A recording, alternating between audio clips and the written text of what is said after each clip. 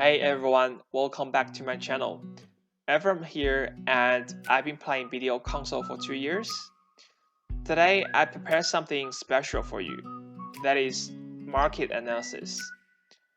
I have added timestamps to this video to help you navigate the sections easier. In BDO, we are all directly or indirectly affected by the game economy. This video will be different than a general gameplay tips and guides. With the current 1000 EXP buff event, I feel it's time to slow down, think, and find out together with efficient gameplay strategies to take the most out of this rare and precious event opportunity and achieve our goals faster. I'll try to give you information about the markets to help you in aspects of decisions. I'll firstly review the market events with you together and let you know my understanding of what the market is going on, and also give you my market predictions for the next 2 weeks if that's something you are interested. My channel is still very new and small in the BDO community. If you like my videos, please don't forget to help me by clicking the like and subscribe button and share my videos to your friends. You can also leave your comments down below to tell me if you still want to see more of my market update video series. I'll be greatly appreciated. Alright, let's start first with the macro aspects of the game economy to have a basic understanding of the market conditions we're at now. The main thing we're going to look at is the silver liquidity in the game. We want to know if players are getting more silver and at the same time they are willing to spend their silvers to exchange goods and items. So other life skillers can sell their productions to get silver. As the game's silver production is mostly related to grinding, in grinding you get trash loots and you sell them to receive silver. So some good indicators we're going to look at are the trading volume and price of combat accessories and combat enhancement materials. The reason is these items reflect the first demand or consumption needs of the grinders who produce the silver in the game economy to further increase their money per hour or realize their PvP potentials. You can generally see the base version of Ring of Crescent Guardian has stayed at a high price level. That version Ring of Crescent Guardian has an increased price, and the trading volume has also increased. Though the price of Tat Basilisk Belt has dropped, its trading volume is significantly increased, resulting in an overall higher trading silver amount in the central markets, reflecting a market upgrade needs. So these two items are typical accessories for newer players to advance their gear from Tuvala accessories, indicating a healthy purchase power from newer players at active level. We also take a look at some common accessories drop which can be converted into Ring of the Crescent Guardian by hitting into Jonas fragments. So if you got those accessories, you basically received part of Ring of Crescent Guardian, and they're a good indicator of the supply and demand for these intermediary markets. The Forest Ronaros ring has picked up the price and trading volume. Ring of Cauldron Guardian has picked up the price. Serap's necklace and Centaurus belts generally increased in price as well. So the overall trading for the middle tier accessories has gone up, reflecting the needs of gear upgrading and silver purchase power increase among players. If we look at the endgame accessories, the result is same. Tangrad ring has increased price and trading value. Black distortion earring has sold out in Central Market and price maxed out. The TED black distortion earring has significantly increased in price, but the trading volume still goes up. TED black star weapon has also increased price and trading volume. So players seem have sufficient money to spend into the central markets. This is a good start for a liquid market and prosperous economic outlook. The endgame gear upgrade material, Stone, has remained sold out on the central markets. At the same time, memory fragments has remained at the maximum price. So these encourage grinders to obtain these items because the profit is very stable. Just to mention here, the way to obtain the memory fragments is generally by grinding in Valencia for the scroll written in ancient language. You may also use the Forbidden Book and Ancient Relic Crystal Shard, but the trading volume of these two items are generally less than the scroll written in ancient language. Another indicator for grinding activities is Destruction Spirit Stone. Its price almost fell instantly, and in-stock supply increased due to more players grinding in Mirrormox Rune. All these indicators together showing increased grinding activities in the past, and in my opinion, can be explained by the previous 400% combat EXP bonus events and the increasing number of newer players since the release of season in May. But the question is, if this level of grinding activities can still last in the future. At least in this video, we focus on the next 2 weeks.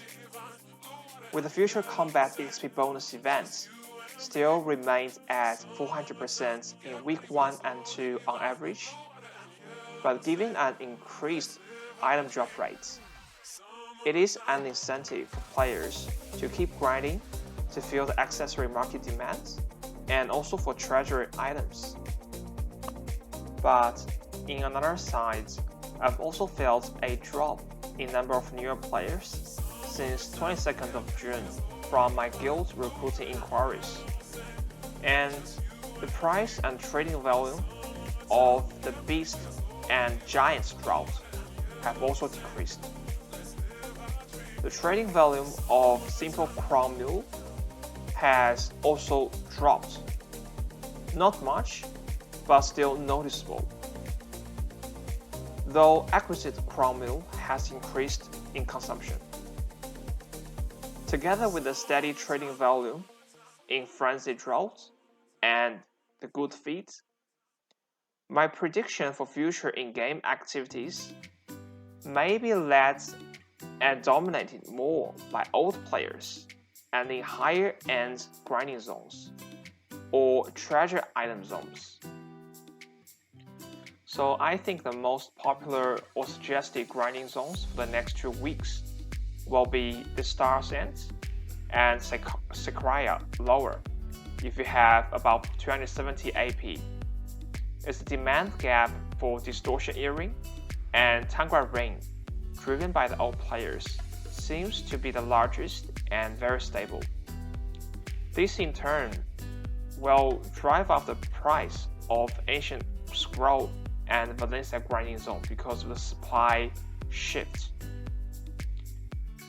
You can keep an eye on the increasing supply for these accessories, and the increased rate or speed will be a good indicator for the number of active grinders in the game for the next 2 weeks, which will be very useful for future market economy predictions. For Pen to Valor players, you may look into Mancha Forest for Kaffir Stone and Infinite Potion pieces. However, these places may also be filled with old players for MP Potion, so Round Sulfur Mine may be another good option for combined money per hour and skill EXP. Okay, we have looked at the combat activities and market silver supply with a generally liquid outlook. Let's take a look at active life skill activities. The one we're going to see is gathering, which is mostly connected with silver inflow from combat markets. For gathering, you have chance to obtain ancient spirit dust and Kefra stone, as well as the sharp and black magic crystal shard to supply the enhancement market. With the current live EXP buff events, it will be a precious chance for gatherers to advance their gathering skills. The meat market had dropped in the middle of May, combined with the free release of sharp and hard black magical shards from the game events. This generally pushed down the profitability of gatherers. At the same time, the debut of season events has also shifted players in leveling up season characters, resulting in reduced demand for energy potion and gathering activities. This same applies to hunting, which is similar to gathering. The consequence is the production of raw materials is slowed, like meat, sap, blood, and market price for them has generally gone up. Now, with the choice of early season graduation, event life skill buff, and enhancing demand from the combat markets, gathering and hunting activities are expected to pick up slowly. The early signs of this prediction can be seen from the increased price and trading volume of +10 Artisan Match Log from 22nd of June, as well as the increased trading volume in gathering tools. But from the still relatively low amount of pre-orders for the energy potion, the active life skill activities may be a bit slower than the increased demand from combat markets. This will further gradually push up the price of hard black crystal shards and concentrated magic black stone armor markets. However, with the help of free 3 pieces of sharp black crystal shards every day, the developer is trying to balance the needs from the combat markets. Thus, the forecast of price for the sharp black crystal shards may be slightly reduced or stable without much increase. I often like to use an analogy between the shards markets and business chain in real world. The crystal shard is like at wholesale markets, and concentrated magic stone is at retail level. Though crystal shard is convertible into magic black stone, however, the target audience and buyers may not necessarily be the same, and their consumption habits may also be different.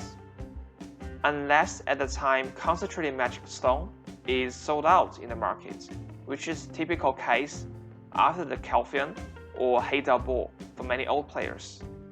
At that time, the retail markets or retail customers will go into the wholesale markets and quickly drive out the price to an expensive retail level.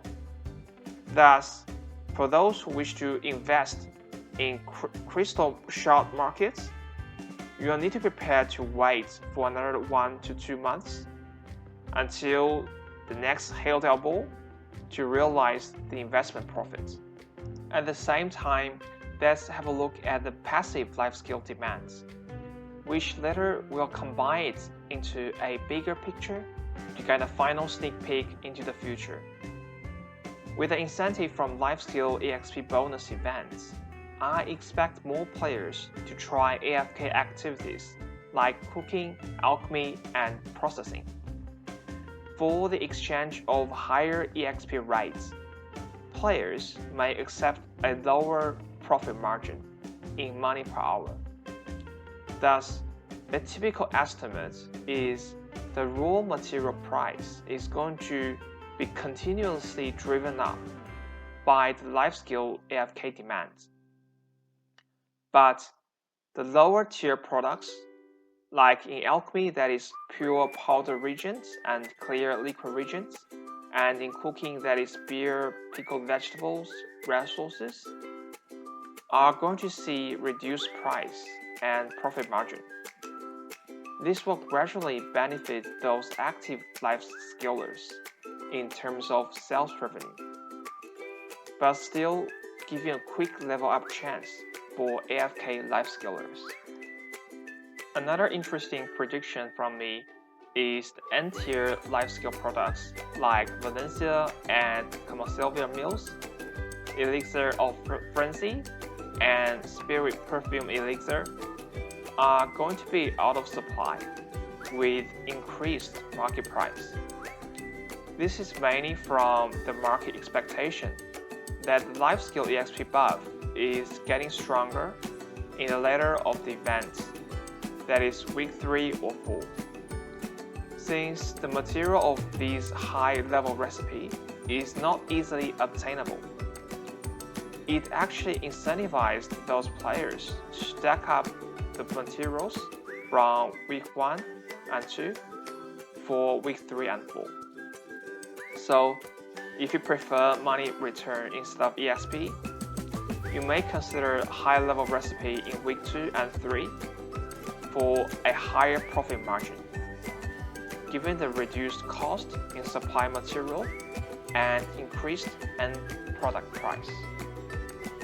With regard to FK processing, the same principle applies. The price level of general raw materials for processing may increase. That timber and ore processing markets may fall down due to these raw materials of processing is easily available from nodes. The timber market may fall down more obviously as it rewards the most rate of processing EXP.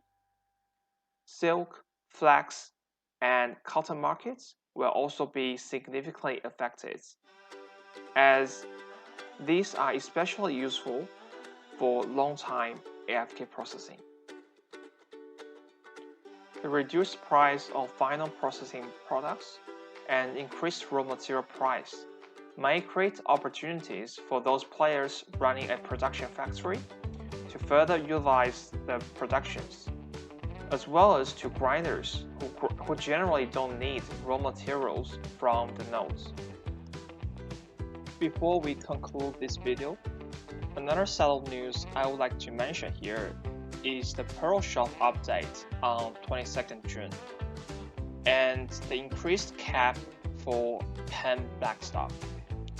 It caught my attention that there is a 50% and 33% discount event for the Hexa Premium Outfit Pack. This item, in my opinion, is specially designed for pay-to-win players to convert cash into cron stones or sell them to the markets. I've noticed the trading volume of Striker Blazing Inferno Premium and Guardian Inixtra Premium sets have increased trading volume since 22nd. With more cron stones available in the game, under the current strong market demand, the enhancing activities for end-game gear sets like accessories and pen blackstar may contribute to more silver in the game and a positive outlook in the future. So in summary, for gatherers and hunters, it is a good time to advance your skill level with a positive market return at the same time.